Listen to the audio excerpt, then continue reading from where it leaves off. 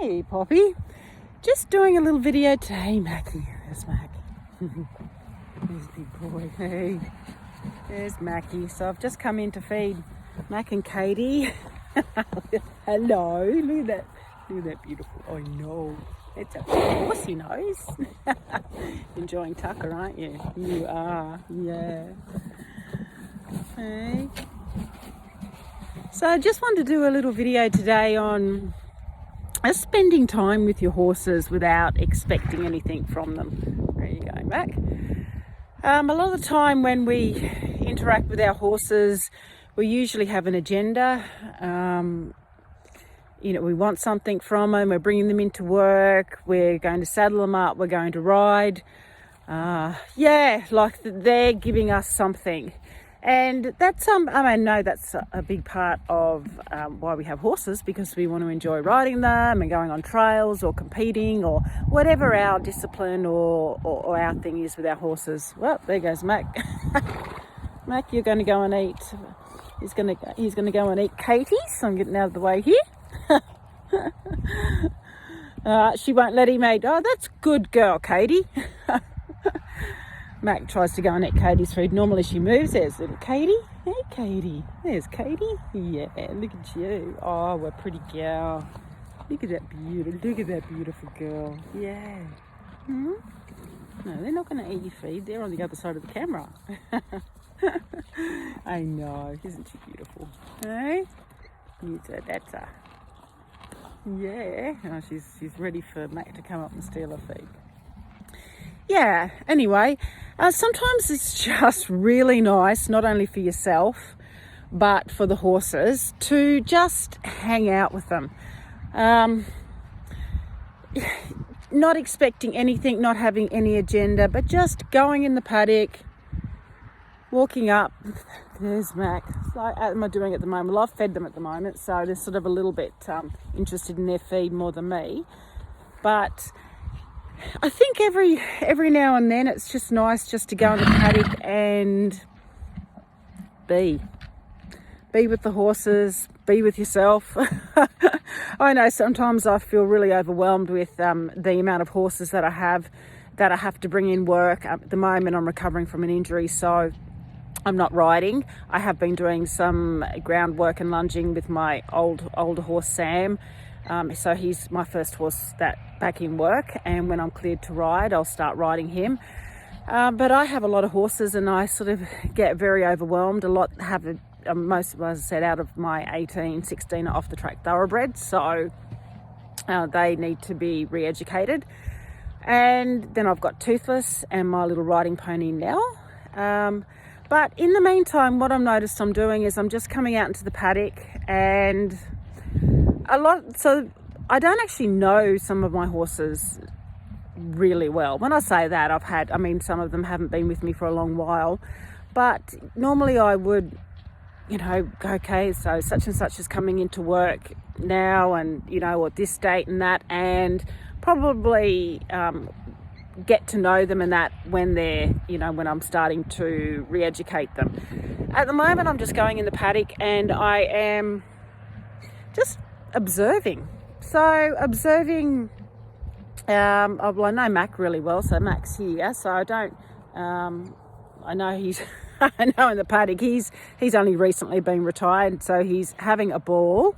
He is, as you can see, he is a big boy. He's over 17 hands, he's 17 hands. And I rode him track work, so I know Mac well. I get an idea of his personality. With the horses out in the paddock, I've noticed, just observing, some are a little bit more introverted than others. Some will come up to me, some won't. Some, when I've just been going out in the paddock and not really expecting anything, if I go up to them and they walk away, I'll let them walk away. If they don't want to be caught, I'm being aware of that, and I know that it's an issue when you can't catch a horse, but because I'm not doing anything, well, I know Bonza doesn't want to be caught at the moment because I've had to put zinc cream on his greasy heel. But more, not so much because he knows that I'm going to be putting cream on his legs. So I know Bonza's normally really good to catch. But look at Snippy, for instance. So I know Snippy has had an abusive history, and he doesn't come up near me. He did once, which I was really surprised, which I feel like is a bit of a breakthrough. But I'll go up to him and he'll sort of turn his head and neck away and he'll walk away. I'm not forcing him to be with me. I'm just observing his personality, his nature, what he does in the paddock, how he moves. And I'm getting an idea that, I can see that he is a horse that has no confidence in people and has had negative experiences with humans. So I know that that's going to be an issue that I will need to work with when I bring him into work. But it's nice just to go out in the paddock and observe what they're doing. Another horse, for instance, Cindy. So I know Cindy never got to the races because she was a barrier rogue. I've had a couple of issues with her just getting her on the float when I've had to move properties. I haven't done any work with her yet. And she's never been a very affectionate horse. She's never sort of come up to me voluntary. I haven't interacted with her a lot, except for the worming and teeth and, your basic stuff. But I've noticed when I've been going in the paddock, and I just walked up to her the other day, or probably about 4 days ago, and just gave her a little scratch and rub on the head and a little scratch on the neck and walked away. And I did that the next day and walked away. And then yesterday, I noticed when I did it, when I walked into the paddock with the herd, she came up to me. And she's never come up to me before. She came up to me and was interacting with me. It was really nice. And I'm starting to see her personality without me, getting on the ball and, okay, I'm bringing Cindy into work and going leading her and starting with the groundwork and or the process that I do with re-education. I'm sort of starting a little bit earlier, even though, just starting to interact with her and build confidence in her just in the paddock, which I feel like is a beginning in itself when it comes to retraining. So I suppose this video is about, what I'm talking about is, every time you're handling your horse, or every time you're with your horse, you are training your horse. You are building up a relationship, whether it's negative or is it positive. If you go in the paddock and you're a bit of a bossy bully, that you must do everything that I say, and you're have these, this is a naughty horse and this is a bossy horse, or this horse is a rat bag, or whatever. I'm just watching my dogs behind the horses here. A horse's horses' issues are only ever caused, any behavioural problems are only ever caused by humans. They have been created by human interactions and trainings, or whether they're in racing or show jumping or whatever. So us labelling it is, most behaviour, well, as I said, every behaviour problem is either pain, I should say. It's either pain or, behavioural problems due to conflicts in training and because of human interaction. So, other than that, they have their own personalities, but a horse is a horse. They have their natural instincts, they're a flight animal. They run on fear, they've got a very strong, reflex action, I suppose, to run when anything looks frightened, because they are a prey animal. And it's up to us as trainers and that to train different behavioural responses. Instead of them automatically running on fear, we need to reinstall, I suppose, different behavioural responses. And you can do that with ethical and a lot of, it starts off with in-hand training and groundwork. But that's for another video. So this video is, go out in the paddock and stand in the sun and You know, if your horse doesn't come up to you, walk up to your horse and just rub him on the head.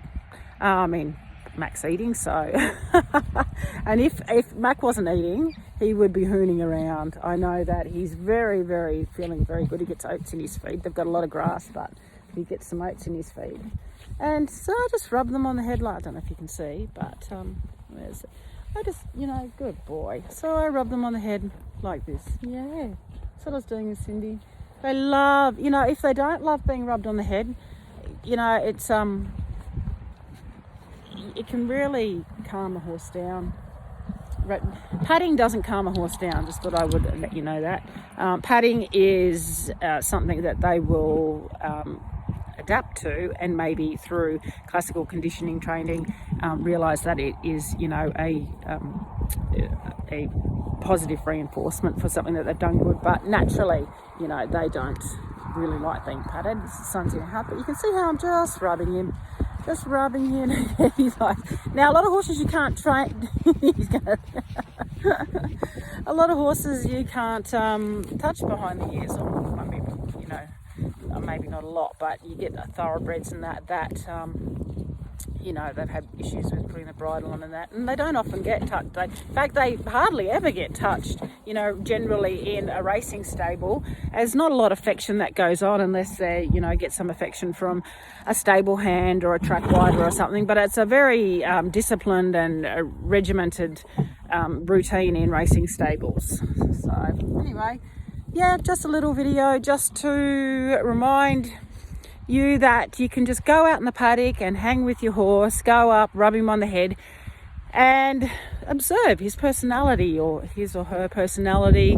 Just try and spend some time listening to your horse, listening with observation. What type of personality, you know, what you know, who are they? You know, they're a sentient being. You know, they have feelings, emotions, they feel pain. We know they feel fear, you know, like us all. They feel happiness. They're a very social animal. And a lot of the time we've got such an agenda going and expecting so much from our horse.